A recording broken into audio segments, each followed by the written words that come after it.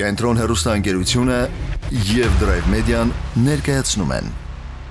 Ողջույն, ուրախ ենք, որ այդքան հետաքրքրված եք և սպասում եք մեր հաղորդումներին։ Այսօր կրկին միասին ենք, որպեսզի շարունակենք պարապել քննական տոմսերը։ Ողջույն ընկեր Արթուր։ Ողջույն Սյուզան։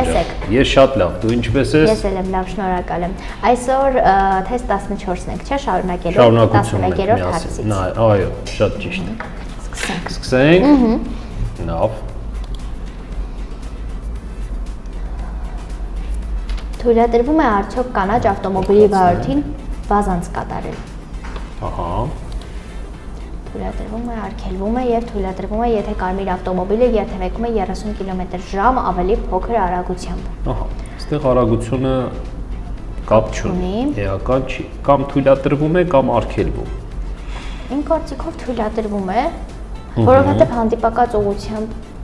տրանսպորտային միջոց չկա։ Չկա։ Բայց եթե չկա, դա նշանակում է թույլատրվում է։ Եթե հանդիպակաց ուղղությամբ տրանսպորտային միջոց չկա, դա չի նշանակում կարելի է մուտք գործել եւ երթևեկել։ Այստեղ մի շատ կարևոր մի բան պետքա լինել ուշադիր։ Ինչի վրա։ Եթե ամբողջ ճանապարհը եռագոտի է, այսինքն ճանապարհն ունի 3 շարք։ Տեսնում ենք այստեղ 3 գոտի։ Այո։ Ու երկկողմանի։ Իսկ այստեղ երկկողմանի է, քանի որ միակողմանի նշան չկա տեղադրված կամ գրված չի միակողմանի փողոց։ Այսինքն այստեղից մենք արդեն հասկացանք, որ ինքը երկկողմանի է։ Ուրեմն երկկողմանի երթևեկության դեպքում, երբ որ ճանապարհն ունի 3 գոտի ընդամենը, ձախ եզրային գոտին մուտք գործել ոչ մի դեպքում չի թույլատրվում։ Հա, արգելվում։ Դա լրիվ հանդիպակաց ուղղություն։ Կարելի է մուտք գործել միջին գոտի, մեջտեղի շարքը, բայց ոչ երթևեկելու նպատակով, այլ վազանցելու, շրջանցելու, որ շինարարական աշխատանք է լինում, մեջտեղի շարքում կարող է գործել, հետո արդեն շատ ճիշտ է։ Տես, չունես հնարավորություն աջ եզրային գոտիով երթևեկելու, քանի որ դիմացդ ինչ-ինչ պատճառներից ելնելով զբաղված է ճանապարհային, այո, շինարարական աշխատանքներ են ընթանում, դու պիտի շրջանցես այս հատվածը։ Շրջանցում ես, մուտք ես գործում միջին գոտի, նորից պիտի վերադառնաս աջ եզրային գոտի։ Բայց ձախ եզրային գոտիով երթևեկել չի թույլատրվում ոչ մի դեպքում։ Նշանակում է։ Բայց ինքը առհասարակ հանդիպակաց է համարվում 3-րդ գոտին, թե հանդիպակաց։ Այո, լրիվ հանդիպակաց է, եթե երկկողմանի է, մի հատ է հանդիպակաց, երկու հատը արի երկու հատ չասենք։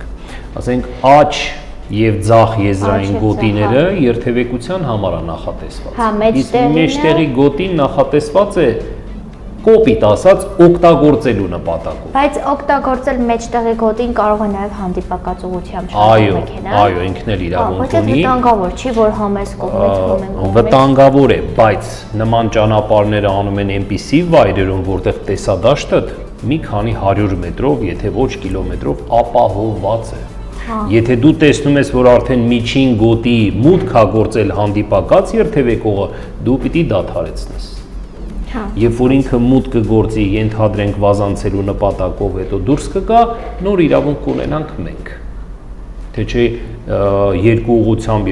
հանդիպակաց երթևեկողները մուտք գործեն միջին գոտին, դեռ ճակատային բախում տեղի կունենա։ Լավ, ով սկսել է այդ գործընթացը, պիտի թույլ տանք ինքը անի ավարտի, նոր մենք։ Հասկացա։ Կամ հակառակը։ Արգելում ենք, ձախ եզրային գոտի մուտք գործել չի կարելի։ Մյուսը։ Կոշտ կամ ճկուն կցիչով քարշակման ժամանակ նշվածներից որ դեպքում է թույլատրվում մարդկանց փոխադրումը քարշակվող ավտոմոբիլում։ Թույլատրվում է ավտոբուսում, թույլատրվում է թեթև մարդատար ավտոմոբիլում, թույլատրվում է բեռնատար ավտոմոբիլի թափքում կոշտ կցիչով քարշարկելիս։ Ահա։ Նախ ճկունը եւ կոշտը էական չի։ Ճկունը դա պարանն է, կոշտը մետաղական, ձող է լինում կամ եռանկյուն տեսք ունեցող։ Հարց էստեղ ավտոբուս, թեթև մարդատար կամ բեռնատար ու քարշարկվող։ Քարշարկվողը դա անսարքն է, ապրես, քաշվողն է։ Եթե ավտոբուսը քարշարկվող ավտոբուսում մարդկանց գտնվելը չի թույլատրվում։ Երկրորդ տարբերակը թույլատրում է թեթև մարդատարում։ Այդ թեթևում թույլատրում, որտեղ թե քարշարկող, թե քարշարկվող թեթև մարդատարի մեջ թույլ է տալիս մարդկանց գտնվելը։ Սա համարվում է ճիշտ պատասխան, բայց մյուսն էլ կարդանք։ Թույլատրում է բեռնատարի թափքում կոշտ կծիչով քարշարկելիս։ Նախ ասացինք կոշտը էական չի, իսկ քարշարկվող բեռնատարի թափքում չի թույլատրվում։ Եթե լիներ խցիկ, որտեղ վարորդն է գտնվում, այդտեղ կթույլատրվի, բայց թափքում թափը կուզողնա, այդտեղ չի թույլ տալիս։ Ճիշտ պատասխանն է թույլատրում է թեթև մարդատար ավտոմոբիլում։ Բնակավայրերում յուրաքանչյուր ուղղությամբ մեկ երթևեկելի գոտի ունեցող եւ մեջտեղում տրամվայի գծեր չունեցող ճանապարհների ձախ կողմում կանգառն ու կայանումը թույլատրվում է, արգելվում է։ Մի րոպե։ Մտքով պետք է պատկերացնես բնակավայր, օրինակ մեր Երևան քաղաք։ Ինչ որ մի փողոց, որտեղ յուրաքանչյուր ուղղությամբ գոյություն ունի ընդամենը մեկ գոտի։ Ամեն ուղղությամբ մեկական գոտի։ Մեջտեղում էլ չկա տրամվայի գիծ կամ ընդհանրենք հոց գիծ։ Ձախ կողմում կարելի է կանգառ կանում։ Շատ շատերը պատասխանում են արգելվում է, բայց արյութես որ թույլատրվում է։ Եթե քեզ կհանդիպի նման փողոց, նման ճանապարհ, որտեղ ամեն ուղղությամբ ընդամենը մեկ գոտի գոյություն ունի, այսինքն ամբողջ ճանապարհը երկու գոտի։ Մեջտեղում տրամվայի գծեր չկան, դե մեր հանրապետությունում տրամվայի ընդհանրապես գոյություն չունի։ Դու իրավունք ունես կանգառ կանում կատարել ինչպես ճանապարհի աջ կողմում, նույն դիրքով ձախ կողմ։ Դա խախտում չի համարվում, դա թույլատրելի է։ Հասկացա։ Որքան էլ որ կլինի զարմանալի, բայց դա թույլատրելի է։ Հենց էս մեր դպրոցի փողոցը, դա Սվաճյան փողոցն է, հենց դպրոցից նկարանումներից մեր հետո դուրս կգաս, կտեսնես, որ այնտեղ մեքենաներ կան հանդիպակացությամբ, ասենց մի խոսքով տարբեր դիրքերով կայանած թե ճանապարհի աջ կողմում, թե ձախ կողմում։ Դա խախտում չի համարվում, դա թույլատրելի է։ Մյուսը Կամ գծից կամ երթևեկությունն առանց կանգառի արգելվում է նշանից, ինչ հեռավորության վրա պետք է կանգնեցվի տրանսպորտային միջոցը մոտեցող գնացքին ճանապարհը զիջելու համար։ Ահա։ Դե մենք ունենք թվեր 1.5, 2.5, 5 մետր, 10 մետր եւ մի պատասխան ամենավերջում անմիջապես կանգ գծի կամ նշանի մոտ։ Հիշիր, գծանշումը կանգ գիծը։ Գիտես դա որ նա սպիտակ, հաստ, այն արջևում լուսացույցի կարմիր ազդանշանի դեպքում որ կանգնում են վարորդները դիմացը խաչմերուկի սահմանների առաջ սպիտակ կանգ ստոպ հաստ գիծն է։ Դա տեղն է ցույց տալիս, թե որտեղ կանգնես, եթե կարիքը կա կանգնելու, ենթադրենք լուսացի ազդանշանը կարմիր է, որտեղ կանգնես գծանշման մոտ։ Լավ, առաջին հերթին պետք է գծանշման, եթե չի լինի այդ գծանշումը, կլինի ճանապարհային նշան, նշանի մոտ պետք է կանգնել։ Հասկացա։ Լավ, կանգնում ենք կանգ գծի գծանշման մոտ։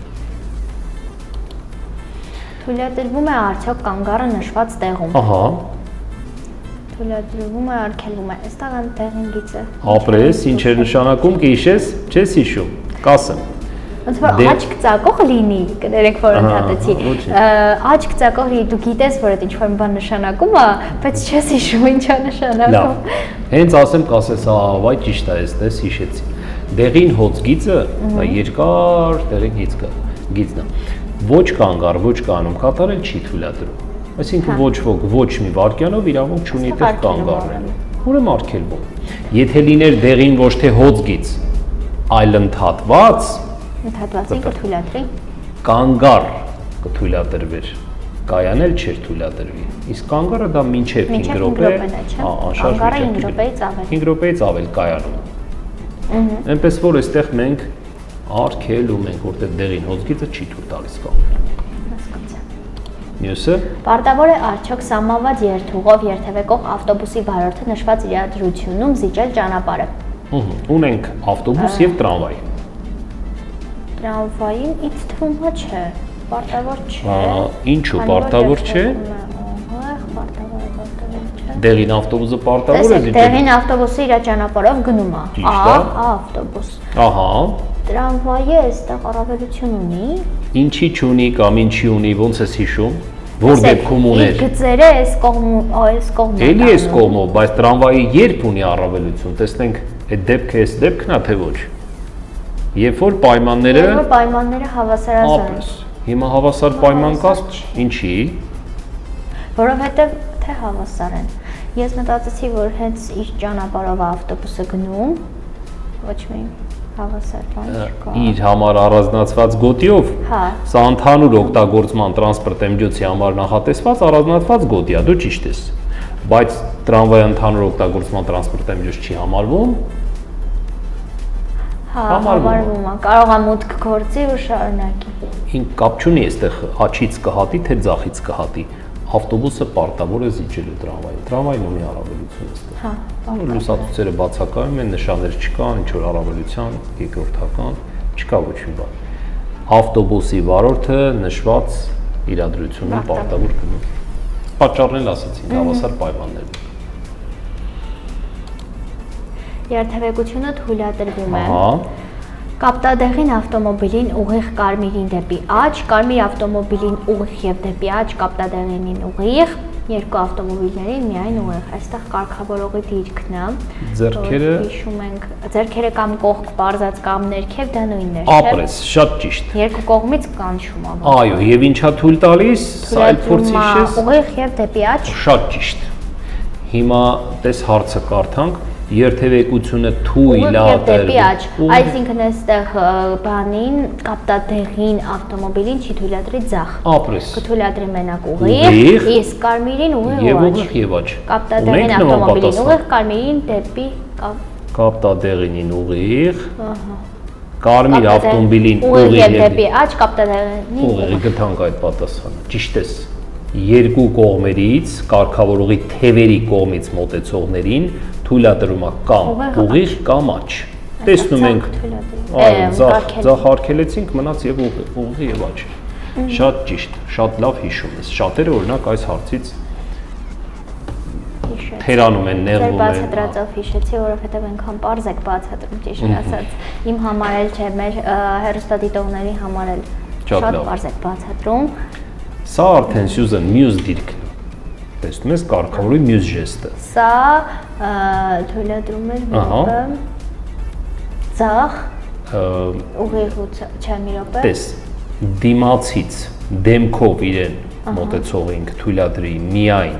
աջ,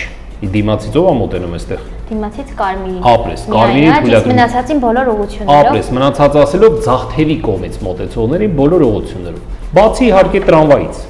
Հա։ Ինչու, որտեղ տրամվայը շարժվում է թևերի միջով, թևերի ցույց տված ուղղություններով, թևերի հետագծով է միայն շարժվում։ Հիմա երթևեկությունն այստեղ թույլատրվում է միայն ու միայն կարմիր ավտոմոբիլին։ Արի այսպես մի բան պատկերացնենք։ Եթե տրամվայը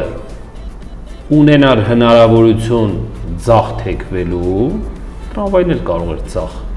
շրջադարձ կատարել։ Պատկերացրու այս թևից մուտք գործի, մյուս թևից դուրս գա։ Թևերի հետագից ասածը սա է։ Հա, հասկացա։ Բայց քանի որ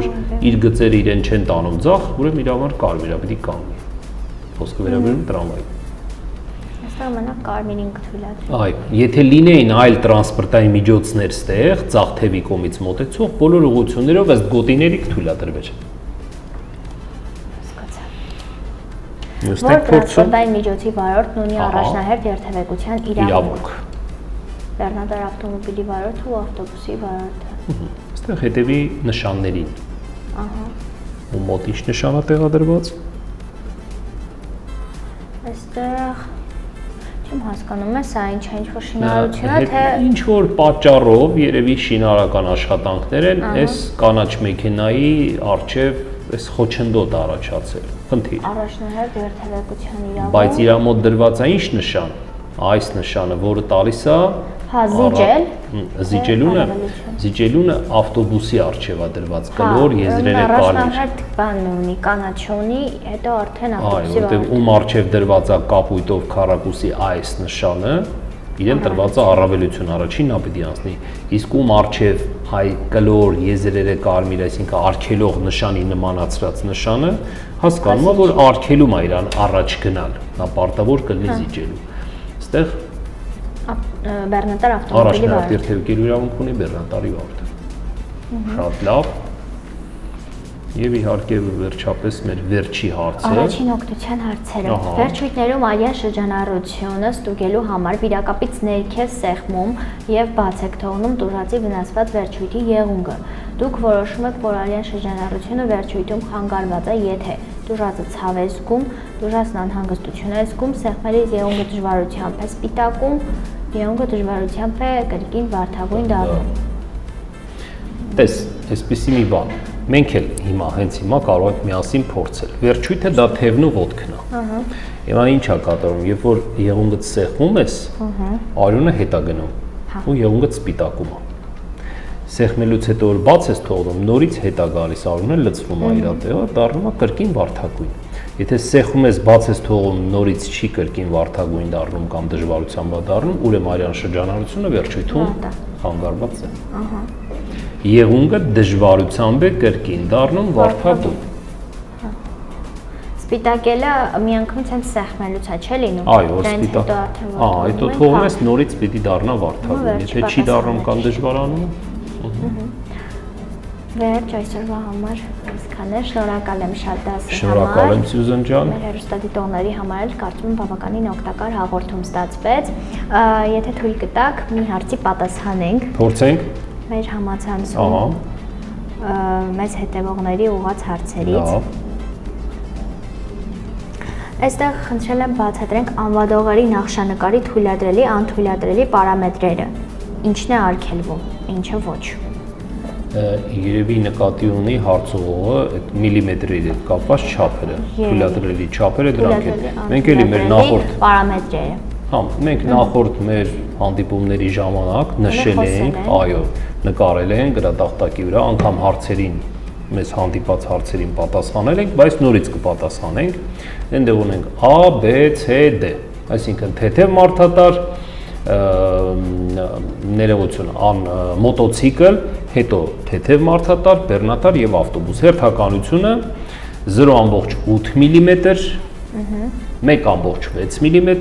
թեթև մարդատար, բեռնատարի դեպքում 1 մմ, ավտոբուսի դեպքում 2 մմ։ Այդ նշված թվերից պակաս չպետք է լինի, պակասի դեպքում շահագործումը կարգելվի, ավելի դեպքում չի արգելվի։ Իսկ ինչու պակասի դեպքում կարգել, որտեղ այդ թվերից եթե եղավ պակաս, այդ անվադողը համարում է մաշված, ինչքան շատ պակաս, այնքան շատ մաշված, չէ, որը թույլատրելի չի։ Շնորհակալ եմ շատ, կարծում եմ հասկանալի դարձավ հարցի պատասխանը, կհանդիպենք արդեն մյուս դասին։